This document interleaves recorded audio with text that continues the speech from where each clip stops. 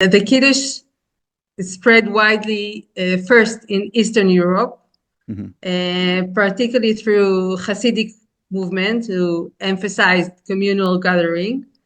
And it then moved west with Jewish migration in the late 19th century.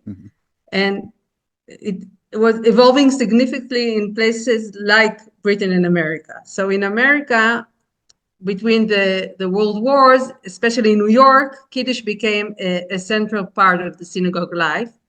And not only in the Orthodox, not at all.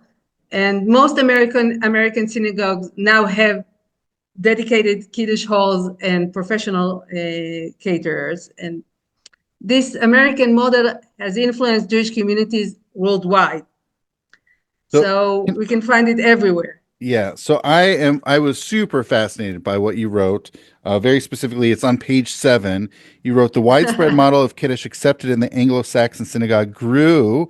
Now we get to the historical piece of it. In late 19th century Britain and developed in interwar New York.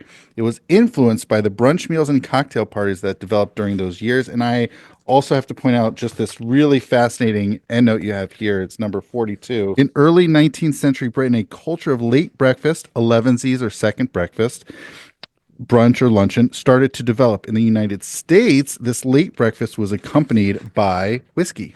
So obviously a drinking, very fascinating Jewish drinking history there as far as Kiddushes go. So I'm curious. So obviously this development from Britain to America in the early 20th century. Are you suggesting that in the 19th century that was going on and that spread to Britain and then ultimately America and then the world? Yes, and also I don't know if you mentioned it. It's the cocktail party connection is the key to understanding the modern Kiddush format. It's really a key to understanding the modern Kiddush format. So after the First World War, the cocktail party became popular in America, and it was a way for people to socialize and network in big cities.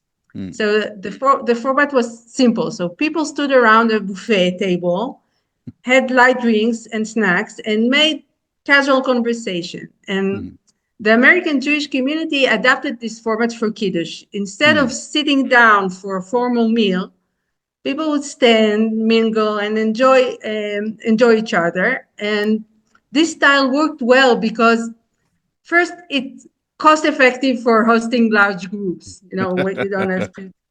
Yeah. And also, it allows for easy mingling and conversation. It's shorter and more casual than a seated meal. And buffet style means less setup and cleanup. So, like cocktail parties, Kiddush serves as a social bridge. It helps people make connections and feel part of a community. And just as cocktail parties use food and drinks to facilitate socializing, Kiddush uses traditional Jewish foods and wine to bring people together. So this format has become so successful that it's now common even in places far from America, where communities often add their own local touches to it. I was fascinated by this description on page 12, and I really hadn't thought about it this way.